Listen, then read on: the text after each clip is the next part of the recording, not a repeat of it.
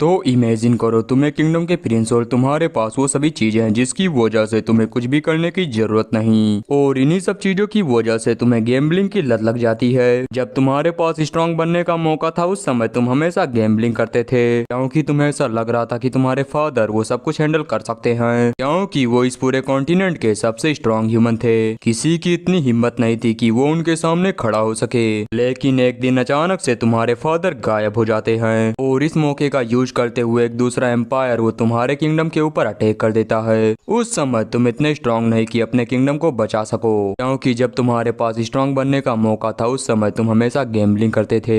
बस तुम्हें बचाने के लिए तुम्हारे सबऑर्डिनेट नाइट वो सभी अपनी जान दे देते हैं, और लास्ट में तुम भी मारे जाते हो। लेकिन शायद किसी रीजन की वजह से तुम अपने पास्ट के अंदर वापस से रिकॉर्नेट हो जाते हो। तो बताओ, क्या तुम अपनी गलतियों को वापस से दोहराओगे, वही गैम्बलिंग करोगे, या फिर खुद को स्ट्रांग बनाओगे ताकि तुम फ्यूचर में होने वाले अटैक से खुद को, अपनी फैमिली को और पूरे किंगडम को बचा सको। यही देखने वाले हम इस सीरीज के अंदर, और ये सीरीज लिटरली बहुत ही ज्यादा मस्त है। इसका नेक्स्ट एपिसोड इससे भी ज्यादा क्रेजी होने वाला है। तो फिर चलिए अपने वीडियो को स्टार्ट करते हैं बिना कोई देरी करते हुए। एपिसोड की स्टार्टिंग हमें विंटर के सीजन में घर को दिखाने से होती है। कुछ लोग उसी घर के अंदर बात करते हुए बोलते हैं, क्या तुमने उस क्रेजी मैन के रूमर्स के बारे में सुना? हम वहाँ पर दो आदमियों को देखते हैं, जिनमें से दूसरा बंदा बोलता है, क्या तुम बैटलफील्ड वाले उस बंदे के बारे में बात कर रहे हो? पहला बंदा बोलता है, हाँ वो पर्सन सच में क्रेजी है, वो बस एक मर्चेंट है, लेकिन वो इस तरह से एक्ट करता है जैसे कि उसे जीने और मरने से कोई भी फर्क नहीं पड़ता। एक बार जब वो बैटल को एंड कर लेता है तब वो फाइट करने के लिए किसी और बैटलफील्ड के अंदर चला जाता है। उसकी बात को सुनकर दूसरा बंदा बोलता है, एक मर्चेंट जिसे अपने लाइफ की कोई भी परवाह नहीं, इंटरेस्टिंग। लेकिन मैंने लोगों को ये कहते हुए सुना है कि वो बंदा मनी के लिए नहीं बल्कि रिवेंज के लिए फाइट करता है। पहला बंदा बोलता है, इस बात को सुनने के बाद मेरी बॉडी शेक कर रही है, आखिर वो है कौन? दूसरा पर्सन बोलता है, मुझे पता नहीं, लेकिन अगर मैं रूमर्स के हिसाब से बताऊं तो वो किसी ऐसे किंगडम का प्रिंस है जो कि पूरी तरह डिस्ट्रॉय हो चुका है। यहीं से हमारा सीन शिफ्ट होता है माउंटेन के अंदर। एक पर्सन को देखते हैं जो कि काफी इंजर्ड था। उसके पास कोई आते हुए बोलता है, ऐसा लगता है कि तुम मरने के लिए कोई जगह ढूंढ रहे हो। इन द एंड तुम्हें एक सोल्यूशन मिल गया जो कि है खुद को टॉर्चर करना। ब्रियोल के थर्ड प्रिंस यूरी ब्रियोल। इसके बाद हमें बताया जाता है यूरी ब्रियोल ये उस आदमी का नाम है जिसने अपने किंगडम को पूरी तरह बर्बाद कर दिया। यहीं से हम 10 साल पहले कसिनो का सीन देखते हैं। इस कसिनो के अंदर सभी लोग गैम्बलिंग कर रहे थे। हम उसी कसिनो के अंदर यूरी ब्रियोल को देखते हैं जो कि फिलहाल 18 साल का है। यूरी चिल्लाते हुए बोलता है, सच में आज मैं बहुत ही ज्यादा लकी हूँ। हम उसके सामने एक और पर्सन को देखते हैं जो कि कोर्ट में जेरनाडो है। जेरनाडो यूरी से बोलता है, सच में तुम तो अमेजिंग हो, मैं ये समझ नहीं पा रहा कि आखिरकार तुम हर बार कैसे जीतते हो। यूरी बोलता है, इसमें कोई खास बात नहीं, बस ये लक है। ये बोलकर यूरी वहाँ से जा ही रहा था तभी उसके पीछे बैठा एक और बंदा बोलता है, क्या तुम इतनी जल्दी जा रहे हो? मेरे ख्याल से तुम्हें एक और राउंड खेलना चाहिए। यूरी बोलता है, ठीक है, लेकिन जो दांव है वो दुगना रहेगा। यूरी की बात को सुनकर एर्नाडो धीरे से बोलता है, मेरे ख्याल से हमें चलना चाहिए, अगर हम यहाँ पर और ज्यादा रुके तो हमें काफी देर हो जाएगी। एर्नाडो के इतना बोलने के साथ ही एक बंदा वो टेबल के ऊपर अपना पैर रखने के बाद बोलता है, जब मैंने तुम्हें यहाँ से जाने का मौका दिया तब तुम्हें यहाँ से चुपचाप चले जाना चाहिए था। तुम्हें क्या लगता है हमें बात नहीं पता कि तुम हमें स्कैम कर रहे हो अपने इन डर्टी ट्रिक्स का यूज करते हुए? उनके बात को सुनकर यूरी चिल्लाते हुए बोलता है, तुमने क्या कहा, डर्टी ट्रिक्स? क्या तुम ये बात जानते हो कि आखिरकार मैं कौन हूँ? यूरी के सामने खड़े बंदे बोलते हैं, तुम्हारा बिहेवियर देखने के बाद हमें इस बात पर यकीन है कि तुम कोई नोबल नहीं हो। कहीं ऐसा तो नहीं कि तुम किसी किंगडम के किंग हो जो कि यहाँ पर हमसे फाइट करने के लिए आया है। दूसरा बंदा बोलता है, तुमने सही कहा, अगर ये किसी किंगडम का किंग होता तो अब तक वो किंगडम पूरी तरह से रियूंड हो चुका होता। बिल्कुल हमारे किंग की तरह। उनका तो बेटा भी उन्हीं की तरह एकदम निकम्मा, उसे शॉट चलाना भी नहीं आता, आखिरकार वो क्या ही कर सकता है। उन सभी की बातों को सुनने के बाद यूरी गुस्से में टेबल पर पड़े सभी कार्ड को फेंकते हुए बोलता है, बहुत हो गई तुम्हारी बकवास। यूरी के ऐसे रिएक्शन को देखने के बाद वो तीनों बंदे बोलते हैं, आखिर इसे क्या हुआ?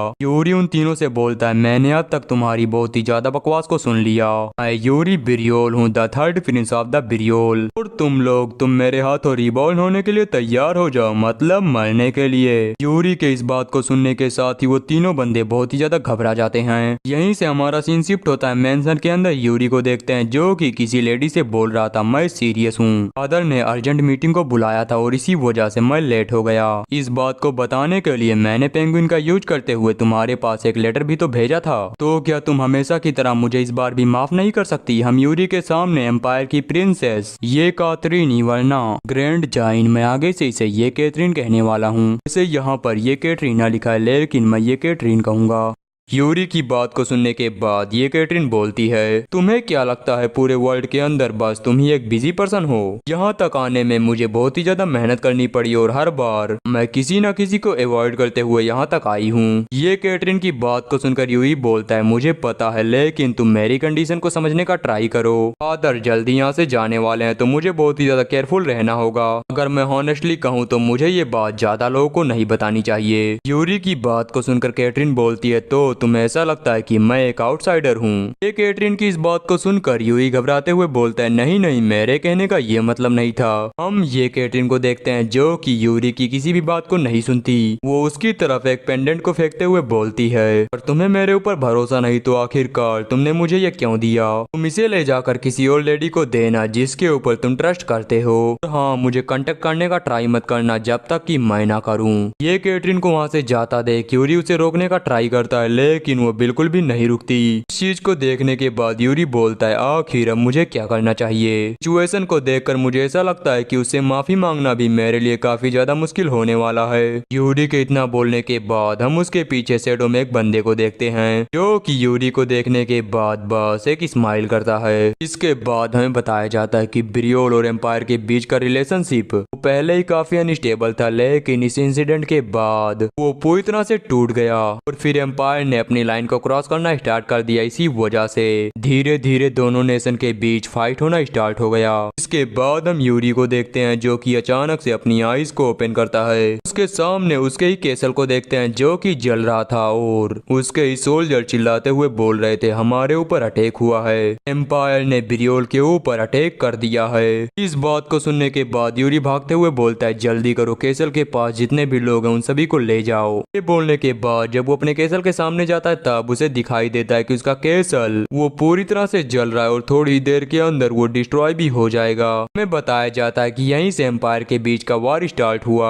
और इस वार के अंदर काउंटलेस लोगों ने अपना सेक्रीफाइस दिया। इस वार को देखकर ऐसा लग रहा था कि ये कभी भी खत्म नहीं होगा। हम यूरी को देखते हैं जो कि किसी से फाइट कर रहा था लेकिन उसके सोल्जर वो पीछे से चिल्लाते हुए बोल रहे थे योर हाइनेस आपको यहाँ से निकल जाना चाहिए। हमें बताया जाता है कि पूरे कॉन्टिनेंट के अंदर जो सबसे ज्यादा स्ट्रॉन्ग है और ब्रियोल फैमिली के अंदर जिसे सबसे पावरफुल वेपन माना जाता है वो है फ्योरी ब्रियोल। उनके यहाँ पर न होने की वजह से ये बैटल धीरे धीरे करके एम्पायर के फेवर में जाने लगा। पहले मैंने ये कंसीडर किया कि ये बस एक कोइंसिडेंस है लेकिन मैं बस सच्चाई से भाग रहा था। हालांकि पास्ट के अंदर हुए अपनी फैमिली के लाइफ और डेथ बैटल को याद करने के बाद मुझे बस एक ही लॉजिक मिला जिसे कि मैं मान सकता था।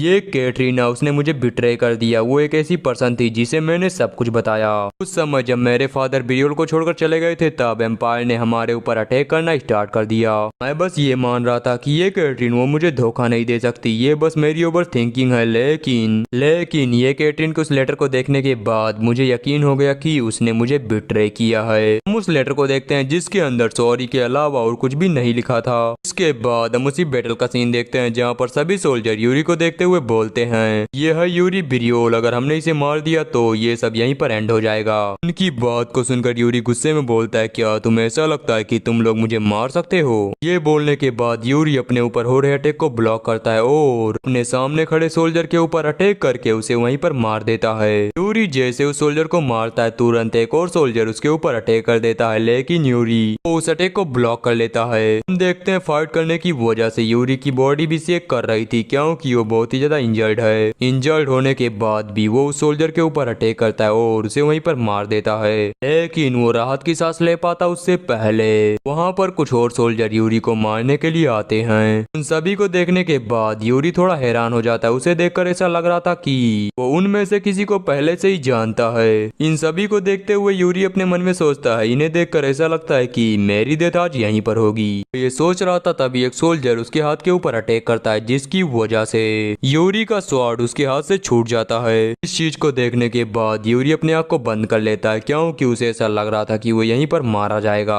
लेकिन यूरी के अटैक को उसका एक सबऑर्डिनेट अपने ऊपर ले लेता है। इस चीज को देखकर यूरी वो एकदम ही शॉक हो जाता है, क्योंकि उसने सोचा नहीं था कि कोई उसके लिए अपनी जान देने को भी तैयार है। हम उस सोल्जर को देखते हैं जो कि अपने घुटने टेक कर बैठा था और बस मरने ही वाला था। मरने से पहले वो सोल्जर बोलता है, योर हाइनेस, आप यहाँ से निकल जाओ। उसकी बात को सुनने के बाद यूरी चिल्लाते हुए बोलता है, लॉरेंट। लेकिन वो आगे बढ़ पाता उससे पहले एक सोल्जर वहाँ पर आकर फाइट करने लगता है ताकि वो यूरी को बचा सके। इसके अलावा यूरी के जितने भी बचे हुए सोल्जर थे वो सब भी उससे बोल रहे थे, योर हाइनेस, आप यहाँ से निकल जाइए। अगर आपको कुछ हो गया तो ब्रियोल का फ्यूचर यहीं पर एंड हो जाएगा, इसलिए जल्दी करिए, आप यहाँ से निकल जाइए। सभी की बातों को सुनने के बाद यूरी वो अपना दांत पीसते हुए वहाँ से जाने लगता है, क्योंकि अगर उसे रिवेंज लेना है तो उसे जिंदा तो रहना होगा। यहीं से हमारा सीन शिफ्ट होता है। हम अगले दिन का सीन देखते हैं, जहाँ पर एक गोडाउन के पास कुछ सोल्जर यूरी को ढूंढते हुए बोलते हैं, उसे ढूंढो, वो ज्यादा दूर नहीं गया होगा, हमें कुछ भी करके उस थर्ड प्रिंस को ढूंढना होगा।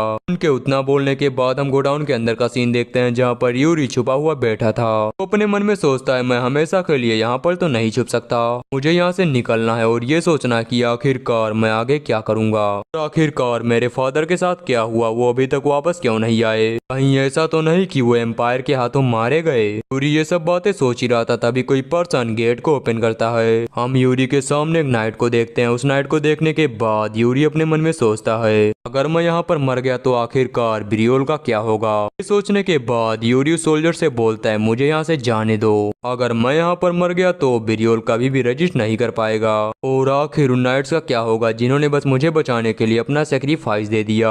ये सब बातें सोच सोच कर यूरी बहुत ज्यादा गुस्सा हो रहा था। तभी वो नाइट बोलता है, मुझे माफ करना, मैं तुम्हें ये ज्यादा एक्सप्लेन नहीं कर सकता, लेकिन एक दिन एम्पायर को अपने सभी पापों के लिए पे करना होगा। एम्पायर के सोल्जर वो जल्दी यहाँ पर आ जाएंगे, तो यहाँ से निकल जाओ। सोल्जर के इतना बोलने के बाद हम फॉरेस्ट का सीन देखते हैं, जहाँ पर यूरी वो हाफते हुए भाग रहा था। वो भागते हुए अपने मन में सोचता है, मुझे जीना होगा, कुछ भी क्यों ना हो जाए, लेकिन मुझे सरवाइव करना होगा। ब्रियोल को वापस से रीबिल्ड करने के लिए और सभी का रिवेंज लेने के लिए हमें बताया जाता है कि ये सब यूरी की बस एक बचकानी सोच थी, क्योंकि रियलिटी वो बहुत ही ज्यादा हार्ड है। हम यूरी को देखते हैं जो कि बारिश के अंदर चलते हुए अपने मन में सोचता है, सभी लोग मारे गए, उन्होंने इतना खून बहाया, लेकिन किसके लिए ये बात मुझे भी नहीं पता, और हाँ फिलहाल मैं खुद को पनिश करने का ट्राई कर रहा हूँ, मुझे यकीन है किसी दिन कोई आएगा और मुझे मार डालेगा। इसके बाद हम प्रेजेंट का सीन देखते हैं, जहाँ पर यूरी वो इन सभी बातों को सोच रहा था। यूरी के सामने खड़ा सोल्जर उससे बोलता है, तुम न जाने कितने डेंजरस बैटल के अंदर कूद पड़े, सिर्फ इस वजह से ताकि तुम पीसफुली मर सको, लेकिन अगर मैं तुम्हें सच बताऊं तो तुम मौत के भी लायक नहीं। उसकी बात को सुनकर यूरी बोलता है, तुम्हें देखकर ऐसा लगता है कि तुम मुझे मारने के लिए तैयार हो, तो फिर तुम ऐसा क्यों नहीं करते। वो सोल्जर यूरी से बोलता है, यूरी ब्रियोल, ब्रियोल का तीसरा बेटा। उसके इस बात को सुनकर यूरी अपने मन में सोचता है, तो इसका मतलब ये मेरे पास के बारे में सब कुछ जानता है। हम उस सोल्जर को देखते हैं जो कि अपने हेलमेट को बाहर उतारते हुए बोलता है, सब तुम्हारी गलती है, ये सब बस तुम्हारी वजह से हुआ, सिर्फ और सिर्फ तुम्हारी वजह से। हम देखते हैं ये कोई और नहीं बल्कि लॉरेंट था, जिसने की पहले यूरी की जान बचाई थी। यूरी इसे देखते हुए बोलता है, क्या लॉरेंट, ये आवाज पक्का उसी की है, लेकिन वो तो मर गया था, तो फिर ये कौन है। लॉरेंट अपने शॉट को बाहर निकालते हुए बोलता है, सब तुम्हारी गलती है, तुम्हारी वजह से पूरा किंगडम वो डिस्ट्रॉय हो गया, तुम्हारी गलती की वजह से फ्लैंड्रेट फैमिली, उसका जनरेशन रेपुटेशन वो बर्बाद हो गया, और उसी के साथ मेरा ट्रस्ट और मेरा हॉनर भी। यूरी ब्रियोल इतना बोलने के बाद वो यूरी के ऊपर अटैक करने के लिए आगे बढ़ता है। यूरी से देखते हुए अपने मन में सोचता है, एक पर्सन जिसे मर जाना चाहिए, वो एक घोष की तरह मेरे सामने खड़ा है। वो ये बातें सोच रहा था, तभी लॉरेंट की स्वॉर्ड उसके हार्ट के आर पार हो जाती है। मरते हुए यूरी अपने मन में सोचता है, मैंने जितने भी गलत काम किए हैं वो सब मेरे साथ जाएंगे। मैंने ये सोचा था मरते हुए मुझे काफी अच्छा फील होगा, लेकिन मुझे तो बस गिल्टी फील हो रही है। यूरी के इतना सोचने के बाद हम उसके पेंडेंट को देखते हैं जो कि ग्लो कर रहा था। इसके बाद यूरी वो मरते हुए अपने फादर को याद करता है, लेकिन लेकिन तभी कोई चिल्लाते हुए बोलता है यूरी यूरी ब्रियोल। इस बात को सुनने के साथ यूरी अचानक से ही अपने आँख को ओपन करता है। हम देखते हैं अब वो एक छोटे बच्चे की बॉडी में यानी अपने पास्ट लाइफ के अंदर रिकॉर्डेड हो चुका है। यूरी को होश में देखकर कोई उससे बोलता है मुझे यकीन नहीं हो रहा कि तुम पिछले 3 दिनों से सो रहे थे। हम उसके सामने उसके फादर को देखते हैं जो कि उससे बोल रहे थे क्या तुम ठीक हो। अपने फादर को देखने के बाद यूरी थोड़ा सरप्राइज होते हुए अपने मन में सोचता है फादर आखिरकार वो यहाँ पर क्यों है, वो तो मर गए थे ना। नहीं मुझसे ये मत कहना। सोचने के बाद वो अपने फादर से बोलता है फादर आखिरकार आप हेल में आ ही गए। फिर मुझे ये बातें समझ में आती हैं कि आखिरकार आप हेल में कैसे आ गए, लेकिन आप तो ऐसे पर्सन थे जो बस हमेशा हॉनर के बारे में ही बात करता था, तो फिर आपने ऐसा क्या किया जिसकी वजह से आपको हेल में आना पड़ा। यूरी की बात को सुनने के बाद उसके फादर उसे एक चाटा लगाते हुए बोलते हैं आखिर तुम ये किस तरह की बकवास कर रहे हो। उनके इस थप्पड़ को खाने के बाद यूरी बोलता है क्या हेल में आने के बाद भी आप अपने इस हैबिट को नहीं सुधारेंगे, कम से कम अब आपको यहाँ पर अपने कर्मों का पश्चाताप करना चाहिए। इसमें अभी भी ज्यादा देर नहीं हुई। ये सब बातें बोलते हुए यूरी की नजर एक पत्ते पर पड़ती है। उस पत्ते को देखने के बाद यूरी अपने रूम के बाहर देखता है और फिर शौक होते हुए अपने मन में सोचता है नहीं ये नहीं हो सकता। हम उसके मेंशन के बाहर का सीन देखते हैं जहाँ पर सब कुछ ठीक था पहले की तरह। सभी चीजों को देखने के बाद यूरी अपने मन में सोचता है आखिर ये कैसे हो सकता है। ये जगह तो हेल से भी ज्यादा बदतर थी। यहाँ पर हर तरफ बस आग ही आग फैली हुई थी। डीमंस वो हर समय मेरा पीछा ही कर रहे थे ताकि वो मुझे मार सकें। लेकिन एक सेकंड रुको, अगर ये प्लेस वही है जो मैं सोच रहा हूँ तो ये सोचने के साथ यूरी का विजन ब्लर होने लगता है और वो वापस से अनकॉन्शियस हो जाता है। इसके बाद हमें बताया जाता है थर्ड प्रिंस ऑफ ब्रियोल यूरी ब्रियोल वो फिर हर 13 साल का है। यूरी हमें बताता है कि मैंने पहले सोचा ये सब बस एक ड्रीम है, लेकिन मैंने चाहे जितनी कोशिश की मैं नहीं जागा और ना ही इस वर्ल्ड का एंड हुआ। इसके अलावा सभी चीजें यहाँ पर भी मेरे पास्ट लाइफ की तरह आगे बढ़ रही थी और इन द एंड मुझे इसे एक्सेप्ट करना पड़ा। मैं अपने पास्ट में लौट आया हूँ और इसी स्प्रिंग के अंदर मेरी उम्र 13 साल हो चुकी है। मुझे ऐसा लगता है कि मुझे एक और चांस दिया गया है। इसके बाद हम यूरी के रूम का सीन देखते हैं जहाँ पर एक मेड विंडो को ओपन करते हुए बोलती है यंग मास्टर चलिए उठ जाइए सुबह हो चुकी है। लेकिन यूरी वो उसकी बातों पर बिल्कुल भी ध्यान नहीं देता और चुपचाप बस बेड में ही पड़ा रहता है। इस चीज को देखकर वो मेड बोलती है आपने ही मुझसे कहा था कि मैं सुबह जल्दी आपको उठा दूं और वैसे भी अब आपके साथ ट्रेनिंग का टाइम हो चुका है। इस बात को सुनने के साथ ही यूरी तुरंत अपने आईज को ओपन करता है और बहुत ही स्पीड के साथ उठकर बैठ जाता है। इसके बाद अपने क्लोथ को सही करते हुए बोलता है जल्दी करो मेरे क्लोथ को तैयार करो, लेकिन उससे पहले मुझे फ्रेश हो जाना चाहिए। यूरी को इतनी ज्यादा जल्दबाजी करता देख वुमेट बोलती है योर हाईनेस आपको पहले शांत हो जाना चाहिए और सबसे पहले आपको अपने फेस को वॉश करना चाहिए। चलिए मैं आपकी मदद कर देती हूँ। उसकी बात को सुनने के बाद यूरी अपने पास्ट के बारे में याद करता है कि आखिर इस मेड की डेथ कैसे हुई थी। वो याद करता है कि बस उसकी वजह से ये मेड जिसका नाम एना है वो मारी गई थी। इन सभी चीजों को याद करने के बाद यूरी बोलता है एना। एना बोलती है हाँ योर हाईनेस बोलिए। यूरी बोलता है चलो मुझे थप्पड़ मारो, मेरे फेस पर एक चाटा लगाओ। इस बात को सुनकर एना बोलती है मुझे माफ करना, लेकिन अगर मैंने ऐसा किया तो ये देशद्रोह कहलाएगा। यूरी बोलता है अगर मैं ऑर्डर दूं तो इसमें कोई भी प्रॉब्लम नहीं होगी, चलो मुझे हिट करो। एना बोलती है क्या आप इस चीज को लेकर श्योर हैं? यूरी बोलता है हाँ बिल्कुल, मैं यूरी ब्रियोल अपने वर्ड से कभी भी पीछे नहीं हटता। यूरी के इतना बोलने के साथ ही उस पूरे महल के अंदर एक आवाज गूंज उठती है जो कि ऑफकोर्स उसी थप्पड़ की थी। फिर यहीं से हमारा सीन थोड़ी देर बाद शिफ्ट होता है। हम ट्रेनिंग ग्राउंड एरिया का सीन देखते हैं। हम उसी ट्रेनिंग ग्राउंड एरिया के अंदर यूरी को देखते हैं जिसका गाल सूजा हुआ था और वो अपने मन में सोच रहा था आखिर मैं इस बात को कैसे भूल सकता हूँ, एना वो बहुत ही ज्यादा स्ट्रॉन्ग है। यूरी के पीछे हम उसके दोनों भाइयों को देखते हैं जो कि यूरी की ऐसी हालत को देखकर हंसते हुए वहां से जा रहे थे। उन दोनों को देखते हुए यूरी अपने मन में सोचता यहाँ पर कोई भी मुझे कुछ नहीं बोल सकता, यहाँ तक कि बार्नार्ड भी ये नहीं पूछ सकता कि आखिर मुझे चोट कैसे लगी। यूरी के सामने बार्नार्ड को देखते हैं जो कि स्वॉर्ड का इंस्ट्रक्टर है। यूरी से देखते हुए अपने मन में सोचता है ये मुझे सिखाने के लिए बिल्कुल भी एक्साइटेड नहीं, ये बस मजबूरी में ऐसा कर रहा है। वो मुझे यहाँ पर स्वॉर्डमैनशिप सिखाने आते हैं, उसका बस एक ही रीजन है। हम थोड़ा पास्ट में बेर्नार्ड और यूरी के फादर के कन्वर्सेशन को देखते हैं। बेर्नार्ड यूरी के फादर से बोलता है अगर प्रिंस के पास कोई ब्लेसिंग या टैलेंट होता तो वो उसे भी बर्बाद कर देते। अगर उन्होंने बस थोड़ी सी ट्रेनिंग करना स्टार्ट कर दी तो ये ब्रियोल फैमिली के लिए एक बहुत ही बड़ी ब्लेसिंग होगी। हम उसी दरवाजे के पीछे यूरी को देखते हैं जो कि ये सभी बातें खड़ा होकर चुपचाप सुन रहा था। इसके बाद हम प्रेजेंट का सीन देखते हैं जहाँ पर यूरी बार्नार्ड को देखते हुए अपने मन में सोचता है उसी दिन से हम लोग बस ट्रेनिंग के नाम पर थोड़ी सी स्वॉर्डमैनशिप की प्रैक्टिस करते हैं। और अपने फास्ट लाइफ के अंदर ये बात सुनने के बाद ट्रेनिंग करने के बजाय मैं और ज्यादा आलसी हो गया।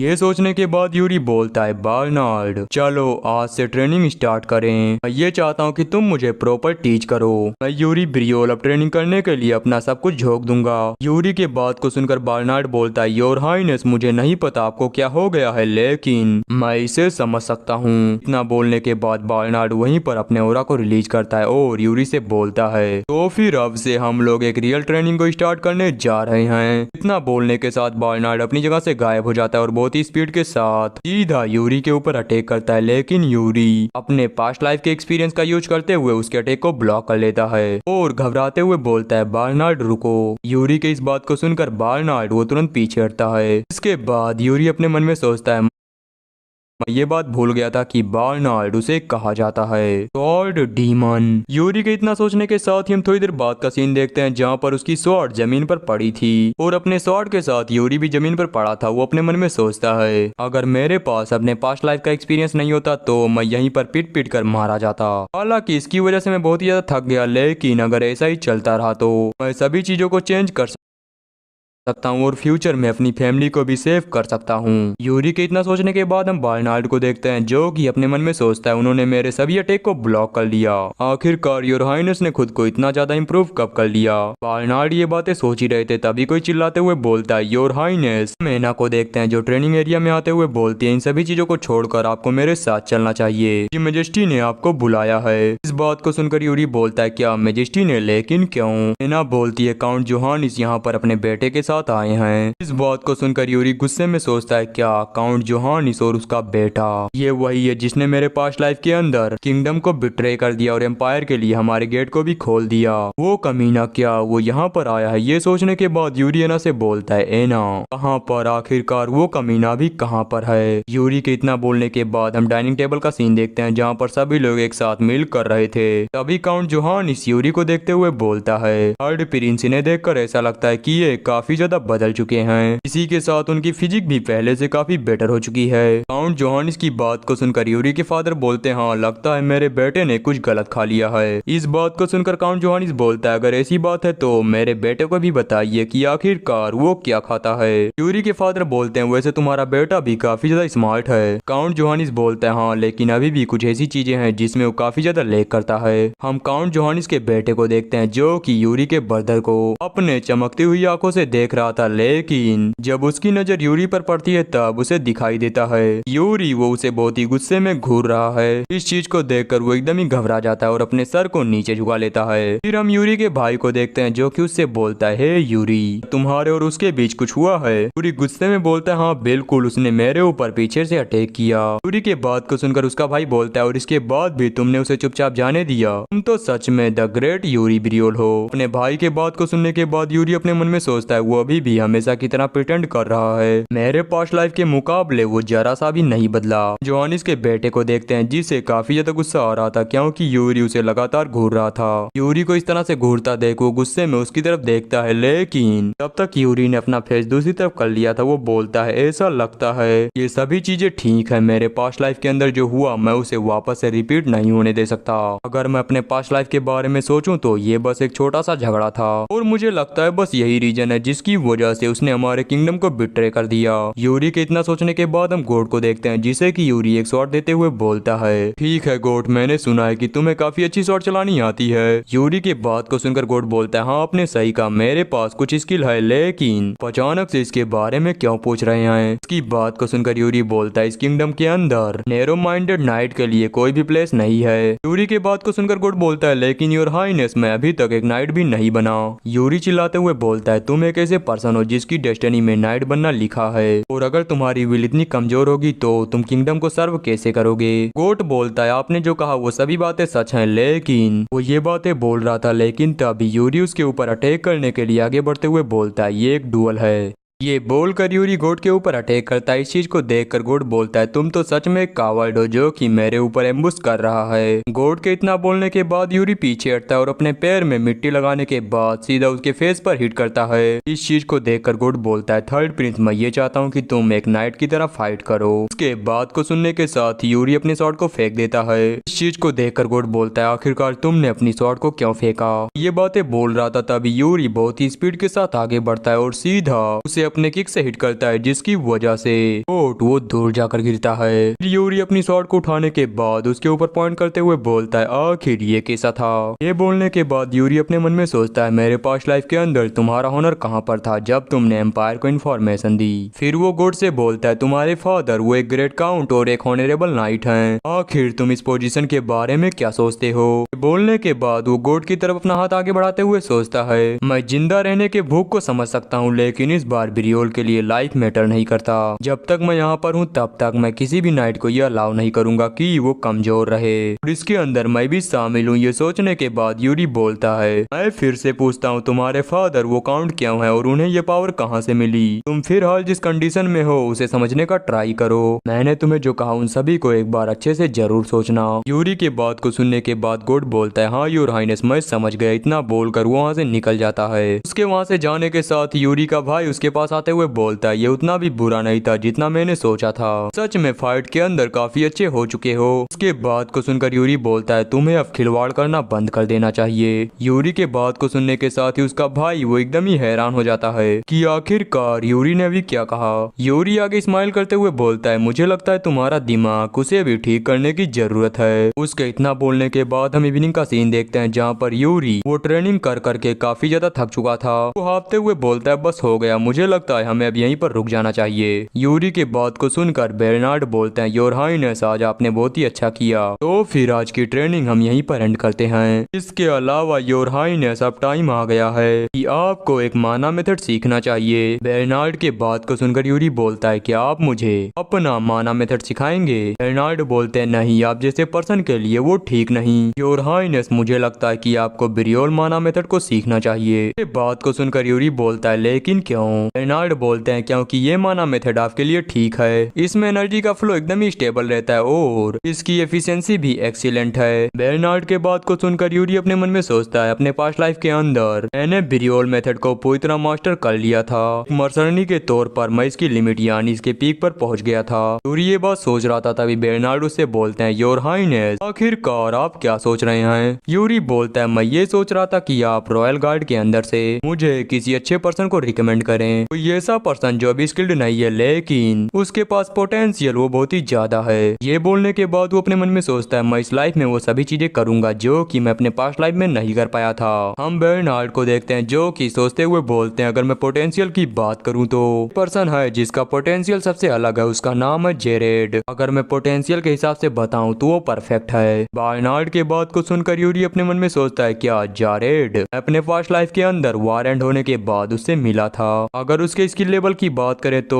वो उस समय मीडियोकर लेवल पर था। उसकी कंडीशन इतनी ज्यादा बेकार थी कि मैं इस चीज को देखकर सरप्राइज हो गया कि आखिरकार वो अभी तक जिंदा कैसे है। ये सच में बहुत ही ज्यादा फ्रस्ट्रेटिंग है लेकिन ये हो सकता है कि उसके पास इनक्रेडिबल नेचर टैलेंट हो। हम जेरेड को देखते हैं जो यूरी से बोलता है अगर मैं पास्ट में पीछे जा पाऊँ तो मैं बहुत ही ज्यादा ट्रेनिंग करूंगा। यूरी से देखते हुए बोलता है इसके पास टैलेंट तो है लेकिन ये इसे कभी शार्प नहीं कर पाया मतलब इसने ज्यादा ट्रेनिंग नहीं की। यूरी आगे बोलता है उस समय हमारी हालत ऐसी थी जैसे कि जंग लगी तलवार। अगर हम कोशिश करते तो भी हम उतने ज्यादा स्ट्रॉन्ग नहीं बन पाते। इसके बाद हम प्रेजेंट का सीन देखते हैं जहाँ पर यूरी बोलता है ठीक है हम अभी जाएंगे जेरेड से मिलने के लिए यानी मेरे पोटेंशियल नाइट से। टाइम आ गया है कि उसे कुछ सेंस कराया जाए। यहीं से हमारा सीन शिफ्ट होता है नाइट के ट्रेनिंग हॉल का सीन देखते हैं। हम वहीं पर एक बंदे को देखते हैं जो कि शायद इन सभी नाइट का कैप्टन है और इसका नाम है रोसो।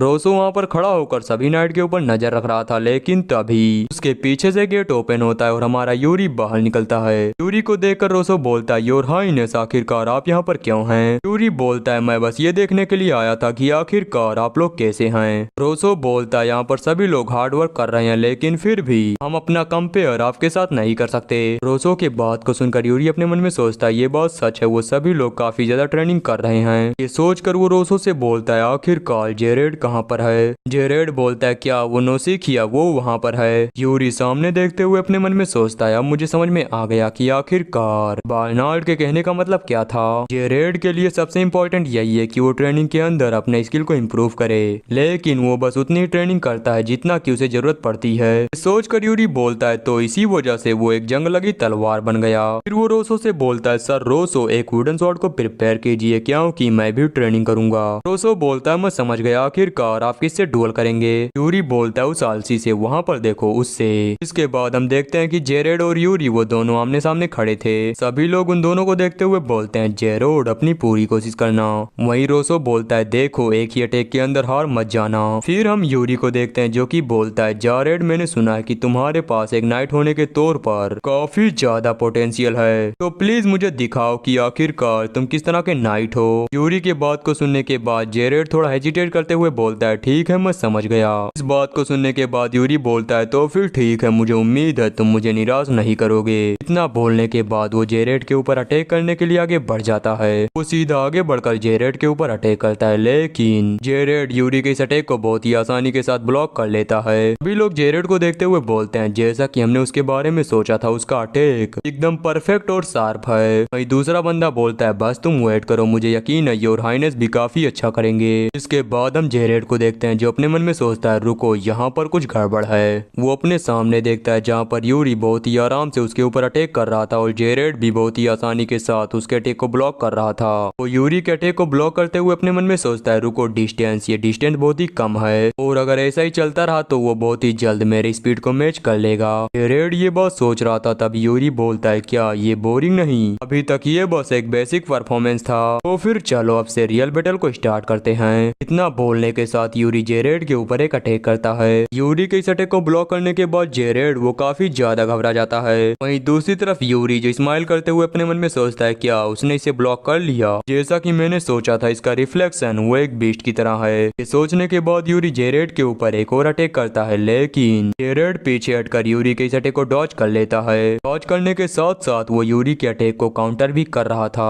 वो उन सभी अटैक को काउंटर करते हुए अपने मन में सोचता है मैं इस बच्चे को कुछ ज्यादा ही हल्के में ले रहा था। ये सोचने के बाद वो यूरी के ऊपर अटैक करता है जिसे ब्लॉक करते हुए यूरी अपने मन में सोचता है मुझे पता था मैं इसे ज्यादा देर तक रोक नहीं सकता, भले ही मेरे पास लाइफ की मेमोरी है, लेकिन जेरेड वो एक एक्सपीरियंस नाइट है, मुझे पहले से ही जीत की उम्मीद नहीं थी। लेकिन ये सोचने के बाद वो जेरेड के हाथ को झटकता है और स्माइल करते हुए बोलता है मैं फिलहाल इसके ऊपर बस एक हिट लगाने के बारे में सोच रहा हूँ। इतना सोचने के बाद यूरी वो बहुत ही स्पीड के साथ जेरेड के ऊपर हिट करके आगे निकल जाता है। जेरेड के ऊपर हिट लगाने के बाद यूरी हंसते हुए बोलता है फाइनली मैंने उसके ऊपर एक हिट को लैंड कर दिया।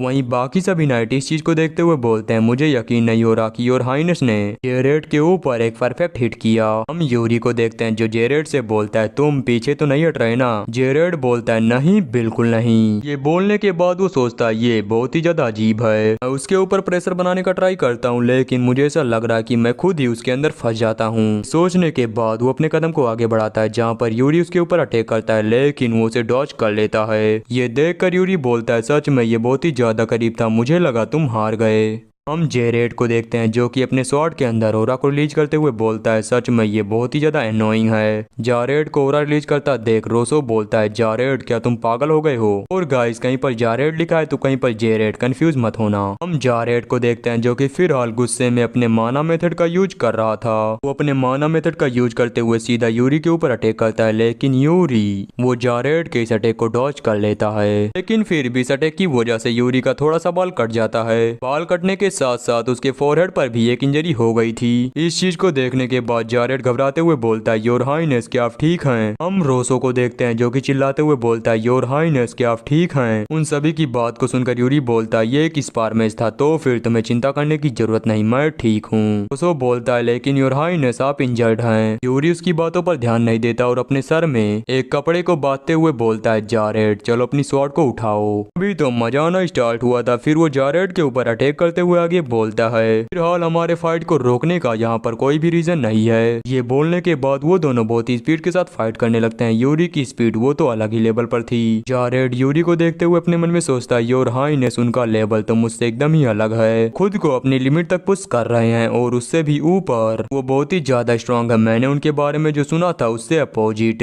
थोड़ी देर तक फाइट करने के बाद वो दोनों एक दूसरे से दूर हटते हैं। पीछे हटने के बाद जारेड अपने मन में सोचता है, मैं आज जिस तरह से फील कर रहा हूँ मैंने उससे पहले कभी भी ऐसा फील नहीं किया, यहाँ तक कि जब मैं खुद से ज्यादा स्ट्रॉन्ग अपोनेंट के साथ फाइट कर रहा था तब भी नहीं। ये सोचने के बाद वो यूरी के ऊपर अटैक करने के लिए आगे बढ़ता है, लेकिन यूरी वो उसके अटैक को ब्लॉक कर लेता है। उसके अटैक को ब्लॉक करने के बाद यूरी जारेड के ऊपर अटैक करता है, लेकिन जारेड भी यूरी की इस अटैक को डॉज कर लेता है। लेकिन यूरी के अटैक को डॉज करने के बाद भी उसका थोड़ा सा बाल कट गया था। इस चीज को देखकर जारेड वो गुस्से में अपने स्वॉर्ड को टाइट पकड़ता है और अपने माना का यूज करते हुए सीधा यूरी के ऊपर अटैक करता है, जिसे यूरी ब्लॉक तो कर लेता है लेकिन इसकी वजह से उसके स्वॉर्ड में क्रैक पड़ने लगते हैं और बस थोड़ी ही देर के अंदर यूरी की स्वॉर्ड टूट जाती है। इस चीज को देखने के बाद यूरी वो एक गहरी सी सांस लेता है और बोलता है डुअल यहीं पर एंड होता है। हम जारेड को देखते हैं, उसकी भी हालत थोड़ी खराब थी और वो जोर जोर से हाफ रहा था। यूरी उसकी तरफ अपना हाथ बढ़ाते हुए बोलता है, जारेड मैंने तुम्हारी वजह से आज बहुत कुछ सीखा। यूरी की बात को सुनकर जारेड उससे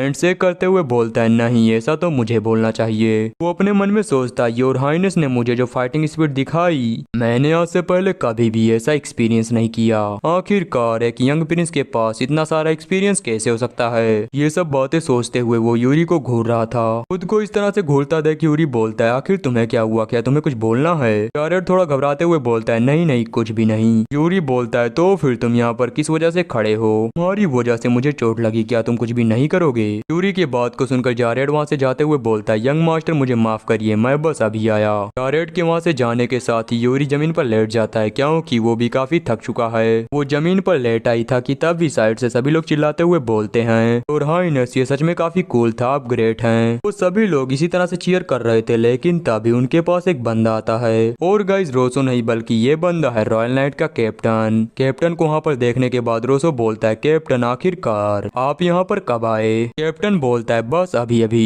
ये बोलने के बाद वो अपने सामने देखता है जहाँ पर उसे दिखाई देता है कि वर्ल्ड प्रिंस वो जमीन पर पड़े हुए हैं। उसके बाद हमें इनके बारे में बताया जाता है, ये ब्रियोल रॉयल गार्ड के कैप्टन हैं और इनका नाम है स्नेड। तो यहीं से हमारा सीन कुछ दिनों बाद मेंशन की तरफ शिफ्ट होता है। हम मेंशन के अंदर जारेड को देखते हैं जो कि कहीं पर जा रहा था। तभी कोई साइड से उससे बोलता है, क्या तुम्हारी शिफ्ट खत्म हो गई। इस बात को सुनकर जारेड जब बगल में देखता है तब वहाँ पर थर्ड प्रिंस यानी हमारा यूरी खड़ा था। यूरी वहाँ से जाते हुए जारेड से बोलता है, चलो मेरे साथ आओ क्योंकि हमें कहीं पर जाना है। जारेड बोलता है, लेकिन मुझे ट्रेनिंग करनी है। यूरी बोलता है, ट्रेनिंग से पहले तुम अपने मेंटालिटी को ठीक कर लो, और वैसे भी तुम्हारी वजह से मुझे चोट लगी थी तो फिर तुम्हें इस चीज का रीपे नहीं करना चाहिए। यूरी के इस बात को सुनकर जारेड बोलता है, ठीक है मैं समझ गया योर हाइनेस। जारेड की बात को सुनकर यूरी अपने मन में सोचता है, अगर मैं फिलहाल की बात करूं तो वो पहले के मुकाबले थोड़ा और स्ट्रांग हो चुका है। ये काफी नहीं, लेकिन अगर मैं करंट सिचुएशन के हिसाब से बताऊं तो ये इनफ है। यूरी ये बात सोच रहा था तभी जारेड उससे बोलता है, आखिरकार हम जा कहाँ रहे हैं। यूरी बोलता है, तुम बस शांत रहो और मुझे फॉलो करो। जारेड बोलता है, कहीं ऐसा तो नहीं कि आप कुछ डेंजरस करने की प्लानिंग बना रहे हैं। यूरी बोलता है, नहीं तुम्हें चिंता करने की जरूरत नहीं क्योंकि मैं अपने साथ किसी और को भी ले जाऊंगा। जारेड बोलता है, आखिर वो कौन है। हम यूरी को देखते हैं जो किसी को बुलाते हुए बोलता है, हे हम यहाँ पर हैं, हम यहाँ पर हैं एर्नांडो। और गाइस आगे से मैं इसे एर्नाडो कहूंगा। मैं इसके बारे में बताया जाता है, ये ब्रियोल का कोर्ट मेज है जिसका नाम है एर्नाडो। एर्नाडो यूरी के पास आते हुए बोलता है, योर हाइनेस बताइए क्या हुआ। यूरी बोलता है, मुझे कहीं पर जाना है तो तुम इसके अंदर मेरी मदद करो। यूरी के बात को सुनकर एर्नाडो वहाँ से जाते हुए बोलता है, मैं आपके साथ चलना चाहता हूँ लेकिन मुझे कहीं और जाना है। बोलकर वो वहाँ से जा रहा था, लेकिन तभी यूरी उससे बोलता है, मैं तुम्हारे गैम्बलिंग का पूरा कर चुका दूंगा। यूरी की इस बात को सुनने के बाद एर्नाडो वहीं पर रुक जाता है और बोलता है, क्या आप सीरियस हैं। यूरी बोलता है, हाँ बिल्कुल मैं उसे पे कर सकता हूँ। इसके अलावा क्या तुमने कभी मुझे झूठ बोलते हुए देखा है। एर्नाडो बोलता है, अगर गैम्बलिंग हाउस के बाहर की बात करें तो मुझे लगता है नहीं। इस बात को सुनकर यूरी खुश होते हुए बोलता है, हाँ बिल्कुल तुमने सही कहा। एर्नाडो बोलता है, नहीं बल्कि मैं तो ये बोल रहा हूँ कि मैंने तुम्हें कभी गैम्बलिंग हाउस के बाहर देखा ही नहीं। इस बात को सुनकर यूरी अपने मन में सोचता है, क्या इतना बुरा हूँ मैं। एनीवेज मैंने तुम्हें प्रॉमिस किया है मैं दे दूंगा, इसका मतलब मैं पे कर दूंगा, तो तुम दोनों बस मुझे फॉलो करो। यूरी के बात को सुनने के बाद एर्नाडो बोलता है, अगर ऐसी बात है तो। ये बोलकर वो अपने पास से कॉन्ट्रैक्ट को बाहर निकालते हुए आगे बोलता है, तो फिर चलिए कॉन्ट्रैक्ट को साइन करते हैं। उसकी बात को सुनने के साथ यूरी का पूरा चेहरा उतर जाता है। वो गुस्से में अपने मन में सोचता है, मैंने सोचा नहीं था कि ब्रियोल का थर्ड फिनिश होने के बाद भी कोई मेरी बातों पर बिल्कुल भी ट्रस्ट नहीं करेगा। सोचने के बाद यूरी चिल्लाते हुए बोलता है, जारेड तुम्हें इसकी गारंटी देनी चाहिए। बोलता है, आखिर आपके कहने का क्या मतलब है? यूरी बोलता है, मैं ये कहना चाहता हूँ कि तुम्हें मेरी बातों का एक विटनेस बनना चाहिए। इस बात को सुनकर जारेड बोलता है, हाँ मैं समझ गया। यूरी के इस बात को सुनने के बाद एर्नाडो हंसते हुए बोलता है, तो फिर चलिए एक साथ चलते हैं योर हाइनेस। वैसे हम कहाँ पर जा रहे हैं जिसकी वजह से आपको अपने साथ में एक नाइट और एक मैजिशियन को ले जाना पड़ रहा है? उसकी बात सुनने के बाद यूरी बोलता है, स्वॉर्ड माउंटेन के ऊपर, और अभी से हम लोग एक डंजन को ढूंढने वाले हैं, द एंसिस्टर डंजन। यूरी के इतना बोलने के साथ ही हमारा सीन शिफ्ट होता है। हम एक टनल का सीन देखते हैं। उसी टनल के अंदर हमें दिखाया जाता है जारेड, यूरी और एर्नाडो। एर्नाडो आगे बढ़ते हुए बोलता है, मुझे पता नहीं था कि पैलेस के नीचे एक ऐसा रास्ता भी है। जारेड यूरी से बोलता है, योर हाइनेस आखिरकार इसका एंड कहाँ पर है? यूरी बोलता है, ये सीधा स्वॉर्ड माउंटेन के ऊपर जाता है। जारेड बोलता है, क्या स्वॉर्ड माउंटेन, जिसके बारे में काफी सारे लेजेंडरी रूमर फैले हुए हैं? यूरी बोलता है, हाँ तुमने सही कहा। ये बोलने के बाद वो अपने मन में सोचता है, मेरे पास लाइफ के अंदर जब पूरे ब्रियोल के ऊपर एम्पायर ने अपना कब्जा कर लिया तब मैंने स्वॉर्ड माउंटेन के अंदर एक डंजन को ढूंढा था। ऐसा कहा जाता है कि इस डंजन को ब्रियोल फैमिली के लोगों ने बनाया था और उस समय इस डंजन को लेकर काफी ज्यादा हंगामे भी हुए थे। और फिलहाल हम लोग जिस रास्ते से आगे बढ़ रहे हैं उसका यूज बस भागने के लिए किया जाता है और इसी का यूज करते हुए ब्रियोल फैमिली के सभी लोग मुसीबत पड़ने पर यहाँ से निकल जाते हैं। लेकिन इस बार सिचुएशन एकदम अलग है, क्योंकि मैं भागने के बजाय सभी का सामना करूंगा। मैं अपनी आंखों से देखूंगा कि ब्रियोल के एंसिस्टर ने आखिरकार किस लेगेसी को छोड़ा है। यूरी के इतना सोचने के बाद हम स्वॉर्ड माउंटेन का सीन देखते हैं। यूरी उस टनल का गेट ओपन करते हुए बोलता है, फाइनली हम लोग स्वॉर्ड माउंटेन के ऊपर पहुंच गए। वहां पर आने के बाद एर्नाडो बोलता है, मैं गेस कर सकता हूँ कि हम लोग स्वॉर्ड माउंटेन के ऊपर पहुंचने वाले हैं, लेकिन इन सभी से अलग योर हाइनेस आपको इस गेट की कहां से मिली? उनकी बात को सुनने के बाद यूरी अपने मन में सोचता है, वो स्टडी रूम के कॉर्नर में छुपा हुआ था, जो कि मुझे मेरे पास्ट लाइफ से पता चला। उस समय मुझे पता नहीं था कि आखिरकार मैं इसका यूज कहां पर करूं। इसकी वजह से मुझे बहुत ही बड़ी कीमत चुकानी पड़ी। ये सोचने के बाद यूरी बोलता है, इससे तुम्हारा कोई भी मतलब नहीं होना चाहिए। यूरी के इतना बोलने के बाद हम एर्नाडो के हाथ को देखते हैं, जो कि एक पेड़ में टच हुआ था। इसकी वजह से उसके हाथ में काफी सारे कट लग जाते हैं। इस चीज को देखकर यूरी बोलता है, केयरफुल रहो, क्योंकि यहाँ के पत्ते काफी ज्यादा नुकीले हैं और दुखी होने के बजाय बस चुपचाप मुझे फॉलो करो। इतना बोलकर यूरी वहाँ से जाने लगता है। पीछे से एर्नाडो बोलता है, सर जेरार्ड। जारेड बोलता है, हाँ क्या हुआ? एर्नाडो बोलता है, क्या योर हाइनेस हाल ही में कुछ अजीब खा रहे हैं? क्योंकि वो हाल फिलहाल में बहुत ही ज्यादा बदल चुके हैं। एर्नाडो ये बात बोल रहा था तभी यूरी चिल्लाते हुए बोलता है, आखिरकार तुम दोनों वहाँ पर क्या कर रहे हो? चलो जल्दी से यहाँ पर आओ। एर्नाडो बोलता है, उनका सब कुछ बदल गया लेकिन उनका बिहेवियर नहीं बदला। हम यूरी को देखते हैं जो अपने सामने किसी चीज को देखने के बाद उन दोनों से बोलता है, तुम लोग वहीं पर रुक जाओ, क्योंकि यहाँ पर डायर उल्फ का पूरा झुंड है। हम यूरी के सामने डायर उल्फ के पूरे झुंड को देखते हैं। सभी को देखने के बाद यूरी बोलता है, वो लोग एक ग्रुप के अंदर है, इसका मतलब वो काफी सारे होंगे। यूरी के बात को सुनकर जारेड बोलता है, आखिर आपको इसके बारे में कैसे पता?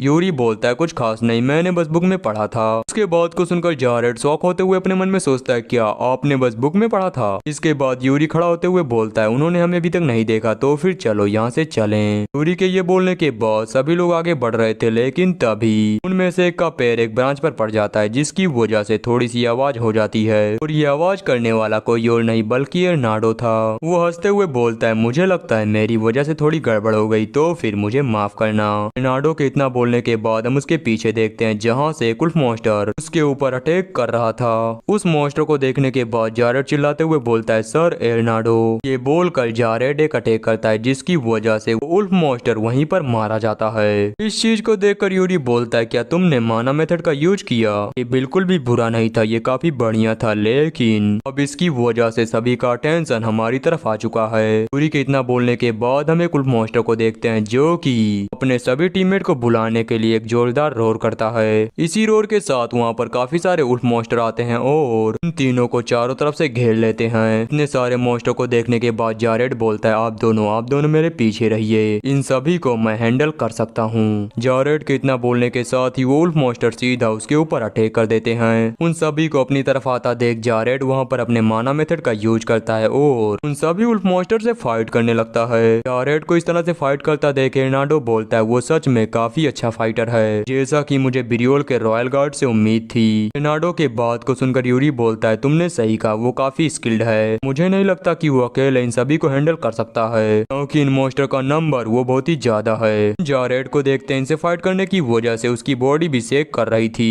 इस चीज को देखने के बाद यूरी एर्नाडो से बोलता है, एर्नाडो अब तुम्हारी बारी, ये तुम्हारी एबिलिटी के ऊपर पूरा भरोसा है और अब टाइम आ गया कि तुम खुद को प्रूव करो। यूरी के बात को सुनने के बाद एर्नाडो वो वहाँ पर काफी सारे फायरबॉल को समन करते हुए बोलता है, तो मुझे लगता है आप इस बैटल के अंदर एक मैच का फुल्ली यूज करना चाहते हैं। एर्नाडो के इतना बोलने के बाद हम जारेड को देखते हैं जो कि पीछे देखते हुए बोलता है, आखिर ये लोग अचानक से किस बारे में बात करने लगे। ये बोलने के बाद जब वो ठीक से अपने पीछे देखता है तब उसे पता चलता है कि ये एक फायरबॉल वो उसी के तरफ आगे बढ़ रहा है। इस फायरबॉल को देखने के साथ ही जारेड उस मॉन्स्टर को धक्का देता है और तुरंत वहाँ से जंप करके साइड हो जाता है। जारेड के वहाँ से हटने के साथ ही हम देखते हैं उस एरिया के अंदर एक बहुत ही बड़ा एक्सप्लोजन होता है। इस एक्सप्लोजन के साथ हमारा सीन शिफ्ट होता है। हम थोड़ी देर बाद का सीन देखते हैं जहाँ पर कोई बोलता है, मुझे उम्मीद नहीं था कि वहाँ पर डायर उल्फ के अलावा कोई और मॉन्स्टर भी आ जाएगा। बोलने वाला कोई और नहीं बल्कि जारेड था। वो आगे बोलता है, हालांकि जब हम लोग जीत गए तो इससे कोई भी फर्क नहीं पड़ता, और क्या फिर हाल हम लोग स्वॉर्ड माउंटेन के पीक पर हैं। के बाद वो चारों तरफ देखते हुए बोलता है, योर हाइनेस क्या आपको लगता है कि ये जगह सही है? यहाँ पर तो दूर दूर तक किसी रैली का ट्रेस भी नहीं है। जारेड के बात को सुनने के बाद यूरी बोलता है, नहीं ये एकदम ही परफेक्ट प्लेस है। ये बोलने के साथ ही यूरी की नजर किसी चीज पर पड़ती है। देखते हैं उसके सामने जमीन के नीचे कोई आइटम ग्लो कर रहा था। इसे देखने के बाद यूरी बोलता है, फाइनली मैंने उसे ढूंढ लिया। ये बोलने के बाद यूरी वहीं जमीन पर खुदाई करने लगता है। इस चीज को देखकर जारेड बोलता है, योर हाइनेस आखिर आप क्या कर रहे हैं? यूरी बोलता है, हमें इस आइटम को बाहर निकालना होगा। यूरी के बात को सुनकर जारेड आगे बढ़ते हुए बोलता है, सर एर्नाडो मेरी मदद करिए। एर्नाडो बोलता है, लेकिन अगर मेरे हाथ में कोई घाव आ गया तो? क्योंकि एक मैच के लिए उसके हाथ में घाव आना ये शर्म की बात है। एर्नाडो के इतना बोलने के बाद हम यूरी को देखते हैं जिसने की अब उस आइटम को बाहर निकाल लिया था। देखते हैं ये आइटम कुछ और नहीं बल्कि एक स्वॉर्ड है जो कि शायद यूरी के एंसिस्टर की होगी। एर्नाडो इस स्वॉर्ड को देखते हुए बोलता है, इसे देखकर ऐसा नहीं लगता कि ये यहाँ पर दफन था, बल्कि अगर इसके लुक की बात करें तो वो एकदम नए जैसा है। एर्नाडो के बात को सुनने के बाद यूरी उस स्वॉर्ड को देखता है जिसमें लिखा था गिल्टी। इसके बाद जारेड वो यूरी से बोलता है, क्या यही है आपके एंसिस्टर का रेलिक? यूरी बोलता है, आखिर किसे पता, क्योंकि कुछ भी हो सकता है। यूरी के इतना बोलने के साथ ही हम देखते हैं वो पूरी जगह शेक करने लगती है। इस चीज को देखकर यूरी स्माइल करते हुए बोलता है, लेकिन मुझे ऐसा लगता है कि मुझे इसका पता चल गया। उसके इतना बोलने के साथ ही हम देखते हैं कि जमीन के अंदर बड़े बड़े क्रैक पड़ने लगते हैं। इसी के साथ उन तीनों के पैरों के नीचे से जमीन गायब हो जाती है और वो लोग गड्ढे में गिरने लगते हैं। इसके बाद हम उसी अंडरग्राउंड का सीन देखते हैं जहाँ पर ये तीनों गिरे थे।